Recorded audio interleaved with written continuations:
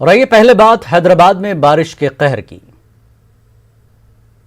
तेलंगाना में मुसलसल मूसलाधार बारिश ने भारी तबाही मचाई है। दारुल हुकूमत हैदराबाद पानी पानी हो गया है। शहर में मुसलसल बारिश की वजह से लोगों को सख्त मुश्किलात का सामना है। शहर के दर्जनों इलाके ज़ेर आब आ गए हैं। शहर के नशेबी इलाकों के लोगों को कुछ ज्यादा ही मसाइल का सामना है। हैदराबाद के 7 गुंबद इलाके से लोगों को कश्तियों से निकाला गया। पानी में फंसे तकरीबन 170 घरों के 600 अफराद को महफूज मकामात तक पहुंचाया गया।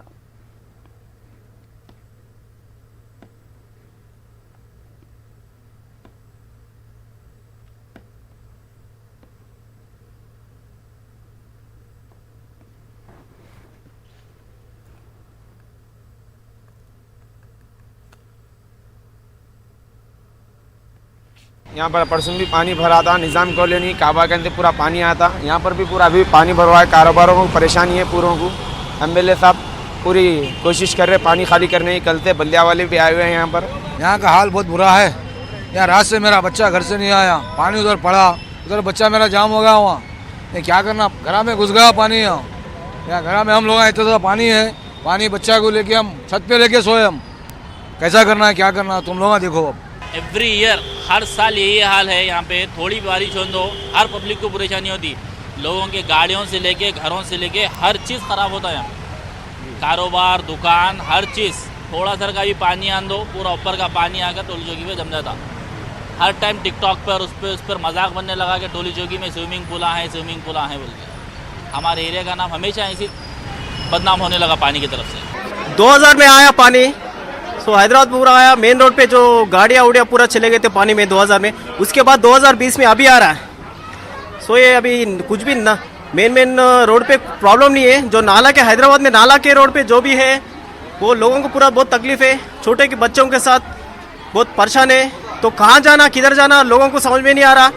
इस हालत में गवर्नमेंट कुछ भी कई सालों से हो रहा, गवर्नमेंट कुछ भी करना, रिटर्न वॉल बनाना हर हैदराबाद सिटी में, हर ये नाला के लाइन में पूरा रिटर्न वॉल बनाए तो जो गरीब लोगों को ये नाले के लाइन में ऐसे लोगों को तकलीफ नहीं रहता बोल के मैं चाह रहा हूँ। गवर्नमेंट को मैं चाह रहा हूँ, ये बहुत सालों से हो रहा होना बोल के मैं सोच रहा हूँ। कई लोग हम सुबह से रात भर सोए नहीं, सुबह से लोगों को बोल रहे बच्चों को संभाल लो, बच्चों कोई दूर में कोई रिलेशन के घर को है तो चले जाओ या ऊंचे पे बिल्डिंग में चढ़े जाओ, कभी भी कुछ भी हो सकता, घर में पानी आ सकता, दीवार भी गिर सकता बोल के कई लोगों को बोलते जा रहे हम।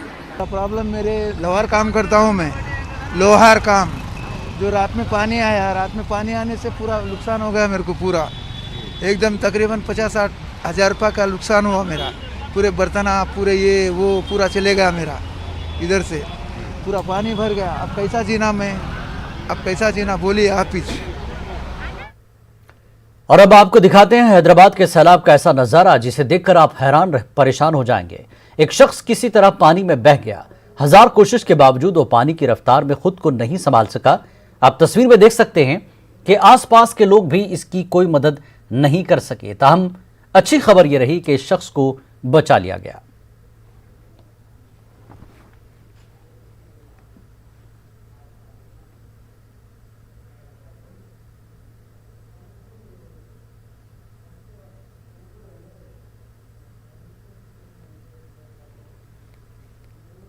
हैदराबाद में शदीद बारिश ने कम से कम 12 अफराद की जान ले ली है। हैदराबाद में मुसलसल बारिश की वजह से दीवार गिर गई और इस हादसे में 3 बच्चों समेत 9 लोगों की मौत हो गई।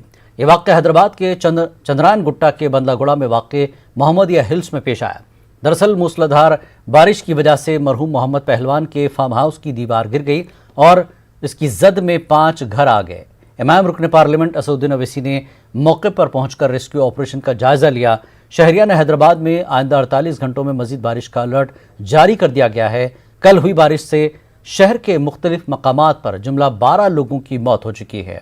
हैदराबाद के पुलिस कमिश्नर अंजनी कुमार ने लोगों से अपने घरों में रहने की अपील की।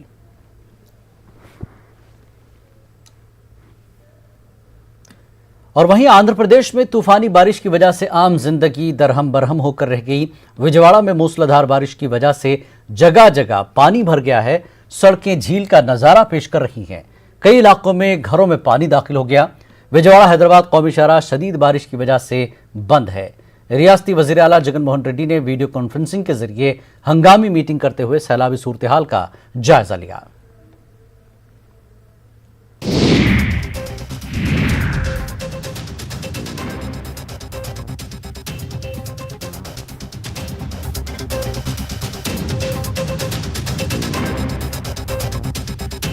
जब भी गोल्ड लोन का ख्याल आए तो मुथूट फाइनेंस का ही नाम आए। कॉल कीजिए 1-800-313-1212। मुल्क में गुज़श्ता 24 घंटों में कोरोना के 63,509 नए मामले सामने आए, जबकि 730 मजीद अफराद हलाक हुए हैं। वजारत सेहत की जारी करदा आदाद-ओ-शुमार के मुताबिक मुल्क में कोरोना के मामलों की मजमूई तादाद 72,39,390 हो गई है। इनमें ज़ेर इलाज मरीजों की तादाद 8,26,876 है, जबकि 63,01,928 मरीज सेहतियाब होकर घर वापस लौट चुके हैं।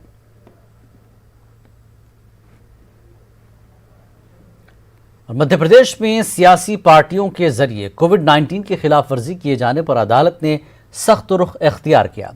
ग्वालियर चंबल डिवीजन के 7 अजला में सियासी पार्टियों के जरिए कोविड-19 की खिलाफ वर्जी किए जाने पर हाईकोर्ट की ग्वालियर बेंच ने 7 अजला के जिला कलेक्टर और एसपी को अहकाम जारी करते हुए मरकजी वजीर नरेंद्र सिंह तोमर, साबिक सीएम कमलनाथ, शिवराज काबीना वजीर प्रद्योत सिंह समेत 8 लोगों के खिलाफ मामला दर्ज करने के अहकाम जारी किए। वहीं मरकजी हुकूमत ने इंतखाबी जलसों में 100 से ज़्यादा लोगों की भीड़ जमा करने के अपने अहकाम पर रोक लगा दी है। अब पार्टियां सियासी जलसों में 100 लोगों से ज़्यादा की भीड़ जमा नहीं कर सकेंगे। वहीं मध्य प्रदेश में कोरोना के एक्टिव मामलों में कमी आने के साथ शिफायाबी की शरह में तेज़ी से इजाफा जारी है। पिछले 24 घंटों में 1463 कोरोना के नए मरीज सामने आए। 24 घंटे में कोरोना के 26 मरीजों की मौत हुई है, जबकि 1708 कोरोना मरीज डिस्चार्ज हुए। मध्य प्रदेश में कोरोना मरीजों की मजमूई तादाद बढ़कर 1,49,761 हो गई है। 1,32,429 मरीज अब तक सेहतयाब हो चुके हैं। रियासत में कोरोना से अब तक 2671 लोगों की मौत हो चुकी है। मध्य प्रदेश में कोरोना के 14,661 मरीजों का इलाज जारी है।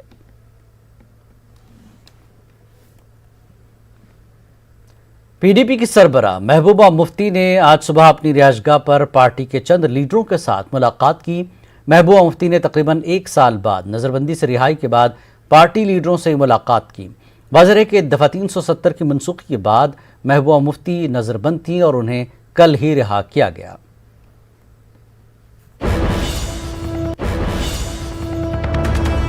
इस वक्त की अहम खबर जम्मू कश्मीर के शोपियां जिले के चाकुरा में इनकाउंटर, मिलिटेंटों और हिफाजती दस्तों में इनकाउंटर में 2 मिलिटेंट हलाक। बड़ी खबर शोपियां जिले की, जम्मू कश्मीर के शोपियां के चाकुरा में इनकाउंटर, मिलिटेंटों और हिफाजती दस्तों में इनकाउंटर में 2 मिलिटेंट हलाक। इनकाउंटर को लेकर शोपियां जिले के चाकुरा से खबर आ रही है। जम्मू कश्मीर के जिला शोपियां के जिला चाकुरा में इनकाउंटर हुआ है। मिलिटेंटों और हिफाजती दस्तों में इनकाउंटर हुआ है, जिसमें 2 मिलिटेंट हलाक हुए हैं। एक बार फिर आपको बता दें, शोपियां जिले के चाकुरा में मिलिटेंटों और हिफाजती दस्तों के बीच इनकाउंटर हुआ है और इस इनकाउंटर में 2 मिलिटेंट हलाक हुए हैं।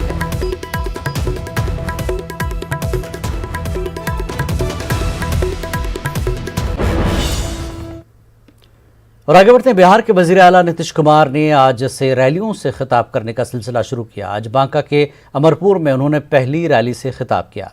इस मौके पर उन्होंने जहां अपनी हुकूमत की हुसूलियाबियों को गिनवाया, वहीं लालू और राबड़ी हुकूमत की कमियों पर भी निशाना साधा।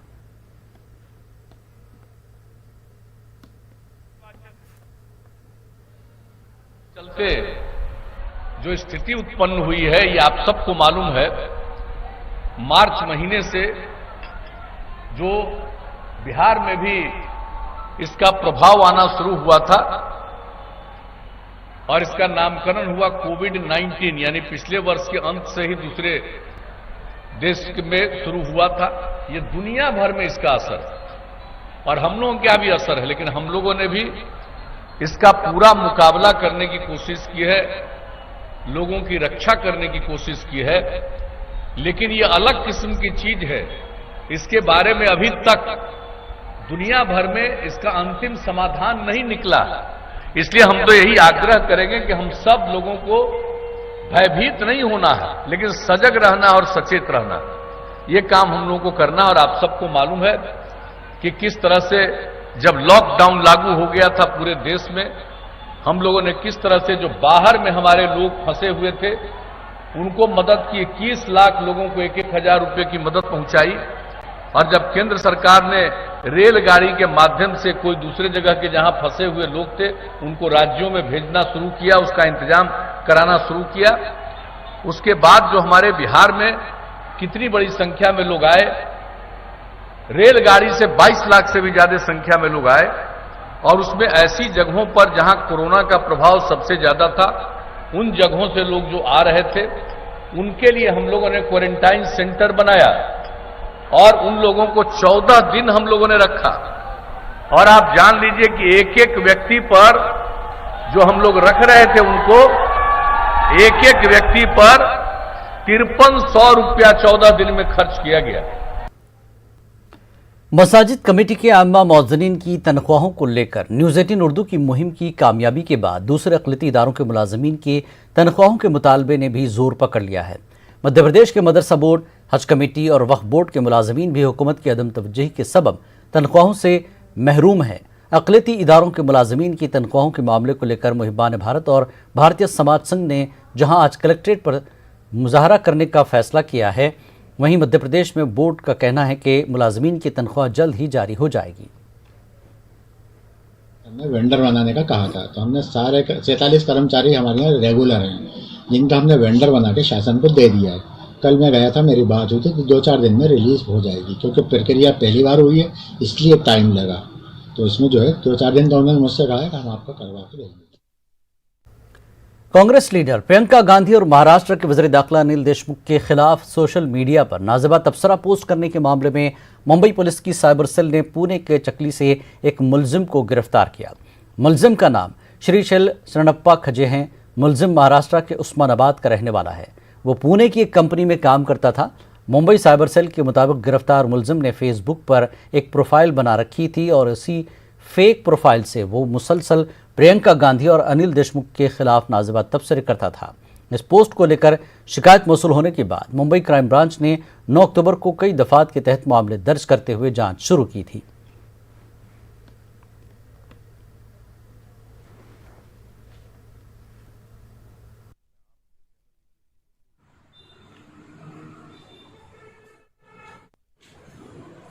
फेसबुक पर एक यूजर आईडी था जिसका नाम अप्पा केसर जवळगेकर इस नाम से फेसबुक प्रोफाइल था। इस फेसबुक प्रोफाइल से महाराष्ट्र के गृह मंत्री और अन्य महिला जनप्रतिनिधि इनके खिलाफ अश्लील भाषा का प्रयोग करते हुए अपराध करने वाले टेक्स्ट और कमेंट्स किए थे। इसके तहत साइबर पुलिस स्टेशन में एक आईपीसी और आईटी एक्ट तहत अपराध दर्ज हुआ था। इसके इन्वेस्टिगेशन में साइबर पुलिस स्टेशन ने जब टेक्निकल इन्वेस्टिगेट किया तो उनको कुछ डेटा मिला, जिसके माध्यम से पहले आरोपी मुंबई होने की शक्यता पैदा हुई। इसके तहत क्राइम ब्रांच यूनिट 6 की पीआई गायकवाड़ उनकी टीम इसने पहले नई मुंबई, फिर उसके बाद पूना जाने के बाद रांजनगांव, इस तरह से इन्वेस्टिगेशन किया। वहाँ पे उनको मिली हुई जानकारी के आधार पर उन्होंने आगे जाके उसको वर्कआउट किया। फिर आगे उनको इन्फॉर्मेशन मिली कि जो इसका इस्तेमाल करने वाला जो अपराधी है, आरोपी है, वह चिखली इस जगह पे काम करता है। इस तरह की जानकारी मिलने के बाद में उसको हिरासत में लिया और उसको जब पूछताछ की तो प्रिलिमिनरी इन्वेस्टिगेशन में उसने अपना अपराध कबूला और उसके साथ में इस अपराध करने के लिए जो भी एविडेंसेस थे उसको भी शुरू की जांच में कुछ एविडेंसेस उसमें की हमने अपने कब्जे में लिए। उसको उस तरह से हमने लीगली वेरीफाई भी करने का काम चल रहा। जिला गुलबर्गा में डिस्ट्रिक्ट वक्फ एडवाइजरी कमेटी के चेयरमैन का ओहदा कांग्रेस और बीजेपी दोनों के लिए वकार का मसला बना हुआ है। 13 सितंबर को पुरानी बॉडी की मियाद खत्म होने के बाद बीजेपी रहनुमा ख्वाजा हुसैन अतनूर 21 जनवरी 2020 के सरकारी ऑर्डर की बुनियाद पर खुद को डिस्ट्रिक्ट वक्फ एडवाइजरी बोर्ड का चेयरमैन होने का दावा कर रहे हैं, जिसकी बुनियाद पर गुलबर्गा वक्फ बोर्ड चेयरमैन के चैम्बर में उनके हामियों ने उनकी गुरगोशी की और मुबारकबाद दी। दूसरी जानिब कांग्रेस लीडरान ख्वाजा हुसैन अतनूर के दावे को खारिज कर रहे हैं। कांग्रेस लीडरान के मुताबिक जब तक अतनूर कर्नाटक वक्फ बोर्ड से अपनी नामजदगी के ताज़ा अहकामात नहीं लाते, उनका दावा गैर कानूनी है। इस पूरे मामले पर कर्नाटक वक्फ बोर्ड के CEO मोहम्मद यूसुफ कुछ कहने से इनकार कर रहे हैं। ले चुके हैं, चार्ज लेने के बाद दोबारा चार्ज लेने का मसला नहीं आता हो। एक बार चार्ज ले लिया ना तो दोबारा मसला नहीं आता हो, या हमारे ऊपर एलिगेशन लग के, या हमारे को सरकार नहीं भाई जो इनको चार्ज देते हैं विड्रॉल कर ले इनकी बोलो तो वो मसला उठ सकता है। वहाँ वो कुछ नहीं है। तो खाली मैटर क्या है, कोर्ट में चलने को ऐसी थोड़ा डिले हो सकता है, वो बात मानता मैं। और रही बात आप बोल रहे हैं कि हमारे को देखो क्या सुप्रीम सरकार होती है क्या बोर्ड होता है? सरकार होती है। उसी दरम्यान में एक जो है ना ख्वाजा अतनूर का जो ऑर्डर हुआ 21/1/2020 को, वो ऑर्डर के मुताबिक हम स्टे लेने के बाद उनको स्टे लगाया गया 25 चेयरमैनों को। तो 25 हमारे कर्नाटक स्टेट के चेयरमैन इंक्लूडिंग कलबुर्गी गुलबर्गा, तो हम कंटिन्यू होने के बाद अगर आज तक वो स्टे बरकरार है। अगर ख्वाजा अतनूर साहब को चेयरमैनशिप को हासिल करना है तो हाईकोर्ट का जो स्टे है वो पहले रिमूव कर देना चाहिए, रिमूव होना चाहिए। उसके बाद कर्नाटक स्टेट वक्फ बोर्ड अगर ख्वाजा अतनूर को ऑर्डर करती है तो बाखुशी वहाँ पर आके चार्ज ले सकते हैं। 17 मार्च से बंद सिनेमा हॉल 7 महीने के बाद अब खुलने जा रहे हैं। हुकूमत की अनलॉक 5 की गाइडलाइन के तहत सिनेमा हॉल 15 अक्टूबर से खुलेंगे। जिन हिदायत के साथ सिनेमा हॉल को खोलने की इजाज़त दी गई है, इस पर सिनेमा हॉल के जिम्मेदारों ने अमल शुरू कर दिया है। अब सिनेमा हॉल में 50% अफराद ही एक वक्त में फिल्म देख सकेंगे। वहीं समाजी फासले का ख्याल रखते हुए एक सीट को छोड़कर बैठने की सहूलत की जा रही है। साथ ही सैनिटाइज, थर्मल स्क्रीनिंग और मास्क वगैरह भी दस्तियाब रखेगा। अलीगढ़ के सिनेमा कॉम्प्लेक्स का जायज़ा लिया हमारे नुमाइंदे मोहम्मद कामरान ने।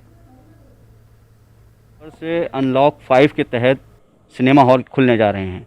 अलीगढ़ के अंदर भी सिनेमा हॉल खोलने की तैयारियां शुरू हो गई हैं। हम दिखा सकते हैं आपको, अलीगढ़ के एक सिनेमा हॉल के अंदर बाकायदा सिटिंग अरेंजमेंट किया जा रहा है और जिसमें सोशल डिस्टेंसिंग के साथ लोगों को बिठाया जाएगा।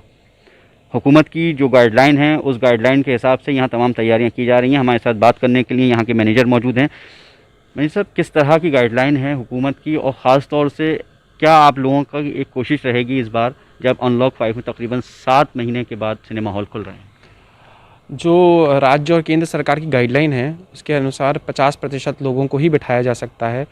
मास्क मैंडेटरी रहेगा और हैंड सैनिटाइज़र भी मैंडेटरी रहेगा। बिना हम टेम्परेचर लिए किसी भी कस्टमर को अंदर नहीं आने देंगे। उनका टेम्परेचर, मास्क दोनों मैंडेटरी रहेगा। गेट पे ही सैनिटाइजेशन का इंतज़ाम है और जैसा कि आप देख सकते हैं 50% के हिसाब से हर एक सीट पे क्रॉस का निशान लगाया जा रहा है, जिससे कि कस्टमर को पहले से सहूलियत, और हमारे अंदर जो काम करने वाले हैं वो भी बताएंगे कि जहाँ पे क्रॉस का निशान है वहाँ पे उनको नहीं बैठना है।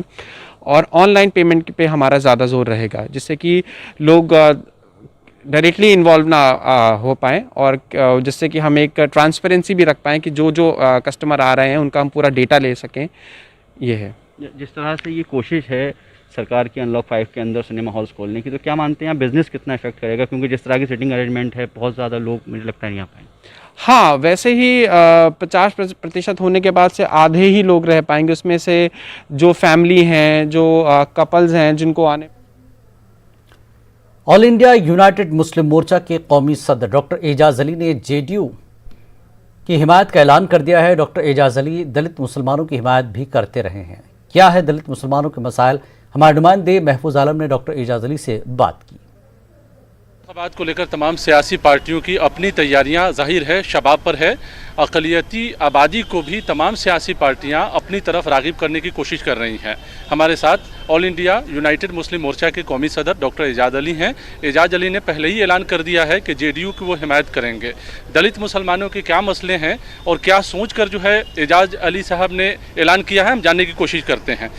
इस बार के इंतखाब में जाहिर है तमाम सियासी पार्टियों की नज़र आप लोगों के ऊपर है, अक़लियती आबादी के ऊपर है, दलित मुसलमानों के ऊपर है। क्या कहेंगे, क्या फ़ैसला आप लोगों का है? देखिए, हम लोगों का फ़ैसला साफ़ सुथरा है और हम लोगों ने यही कहा है कि जहाँ पर नीतीश कुमार हैं वहाँ पर नीतीश कुमार को जिताना है हर हालत में। और जहाँ पर नीतीश कुमार नहीं है वहाँ पर हम लोगों ने लोगों के इस पर छोड़ दिया है, जहन पर छोड़ दिया है, शऊर पर छोड़ दिया है कि वो ऐसे लोगों को वोट दें जो अच्छे हों और जो मुखालिफ लोग हैं, जो देखना नहीं चाहते इस आबादी को, उनको जहाँ तक हो हराने की कोशिश करें। यानी अगर एनडीए में 4 पार्टियां हैं, आप जो है सिर्फ जेडीयू की हिमायत करने की बात कर रहे हैं। जेडीयू की हिमायत की बात करते हैं, इसलिए करते हैं कि बिहार में अब कौन चेहरा बचा हुआ है। रामविलास पासवान साहब नहीं रहे, लालू यादव भी सीन से बाहर हैं, तो ले दे के एक ही आदमी बचता है, वो नीतीश कुमार साहब हैं जो सोशल जस्टिस के आदमी। तो ये माना जाए कि एनडीए को हिमायत करेंगे या सिर्फ जेडीयू को? अगर जेडीयू को सिर्फ हिमायत करेंगे तो क्या लगता है जेडीयू अकेले दम पे सरकार थोड़ी बनाएगी, वो तो एनडीए के साथ है। देखिए अब किसके साथ सरकार बनाएगी, हम यही चाहते हैं कि नीतीश कुमार मजबूत रहेंगे तो अलायंस किसी के साथ करें, लेकिन बिहार को ठीक रखेंगे, बिहार के लोगों को भी ठीक रखेंगे। तो लगातार ये सवाल जो है उठाते रहे हैं लोग कि अक़लियतों के मसले काफ़ी संगीन रहे हैं सूबे में। नीतीश कुमार को भी कटघरे में लोगों ने खड़ा किया है। क्या आप मानते हैं इन तमाम मामलों को लेकर? देखिए मसले मसाइल तो 1-2 दिन के हैं नहीं, लेकिन नीतीश कुमार को ही देखा गया है कि पहले चीफ मिनिस्टर हैं जिन्होंने अक़लियतों के मसाइल पर हल निकालने का रास्ता निकाला है। अब यह है कि इनके हल निकालने के रास्ते दूसरे हैं। पहले लोग जो है हल निकालते थे मुसलमानों का, तो जो पढ़ा लिखा तबका है, जो साहिब हैसियत है, उसका हल निकलता था। आप लोग बेसिकली चाहते हैं क्या है, क्या चाह रहे हैं कि बिहार में किस तरह का बदलाव होना चाहिए? अगर बिहार बदलाव की और तरक्की के मामले में देखें तो आज भी आखिरी पैदान पर खड़ा नज़र आता है। उसमें माइनॉरिटी की बात करें तो माइनॉरिटी कहीं नहीं है। देखिए जहाँ तक बिहार का सवाल है तो आप 70 बरस की हिस्ट्री को देख लीजिए। 70 बरस में ये नीतीश कुमार का रेजिम है, इसी में बिहार की तरक्की हुई है, चाहे वो शहर हो चाहे गाँव। माइनॉरिटी के हवाले से, अक़लियतों के हवाले, माइनॉरिटी का भी जहाँ तक सवाल है तो आप देखिए ना कि इतने बरसों तक कांग्रेस रही, उसके बाद लालू यादव आए, माइनॉरिटी का क्या काम हुआ? खाली खुश रहो MY के नाम पर, और उसके अलावा तो कुछ हुआ नहीं। तो हम लोग वो नहीं चाहते, नीतीश कुमार ने वो नहीं किया कि आप खाली खुश रहिए। उन्होंने मुसलमानों के जो बेसिक मसले हैं, जैसे तालीमी मरकज़ को आप मामूली चीज़ समझते हैं, जो गांव-गांव में एजुकेशन पहुंचाने का काम कर रहा है, जिन समाज के जिस हिस्से को कभी तालीम के मामले में पूछा नहीं गया, मदरसों में छोड़ दिया गया। सिर्फ मदरसे अच्छे अदारे हैं, लेकिन साथ में असली तालीम के लिए तो चाहिए ना कि स्कूल भी हो। क्या और मांग किया है आप लोगों ने जेडीयू से, क्या और मांग किया है करने के लिए, जिसके बुनियाद पर जो है आप लोग हिमायत करने जा रहे हैं? देखिए नंबर 1 तो तालीमी मरकज़ है, उसके अलावा मदरसों की सिचुएशन है, उसके बाद जो इबादत गाहें हैं उनकी हिफाजत होनी चाहिए, खानकाह हैं उनकी हिफाजत होनी चाहिए।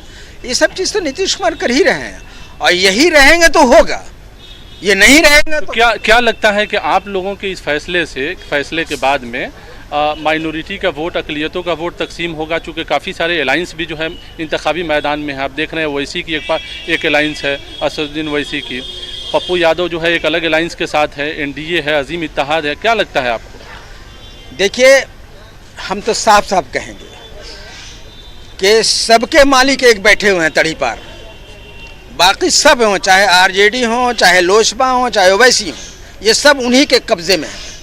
और उनका सिर्फ एक एम यही है कि नीतीश कुमार को यहाँ डाउन किया जाए। हम ये कहते हैं कि नीतीश कुमार ने जो काम किया है और जिस तरह से बिहार को संभाला इस माहौल में, दूसरा कोई चेहरा नहीं है जो इस बिहार को संभाल सकेगा। इसलिए हम तो ये लोगों को कहेंगे कि इन चक्करों में ये सबके मालिक जो एक बने हुए उनके चक्कर में नहीं पड़े, और नीतीश कुमार का जो सीट है नीतीश कुमार को वोट दें, बाकी जो सीटें हैं उन पर उनको कमज़ोर करने की कोशिश करें जो नीतीश कुमार को कमज़ोर करना चाह रहे हैं। दलित आबादी कितना है माइनॉरिटी के पूरी आबादी में? चूँकि आप दलितों की रहनुमाई करते हैं काफ़ी दिनों से, जो है करीब 20-22 सालों से जो है आप लगातार तहरीक 25 साल से तहरीक चला रहे हैं, तो क्या कहेंगे आप? मेरा ये कहना है कि ये आबादी 80 से 85% आबादी है। ये 80 और 85% जो आबादी है, मतलब 17% मुस्लिम वोटों में 80% आबादी आप कह रहे हैं दलित तबके की है। क्या लगता है ऑल इंडिया यूनाइटेड मुस्लिम मोर्चा और आपकी अपील पर लोग जो है गौर करेंगे?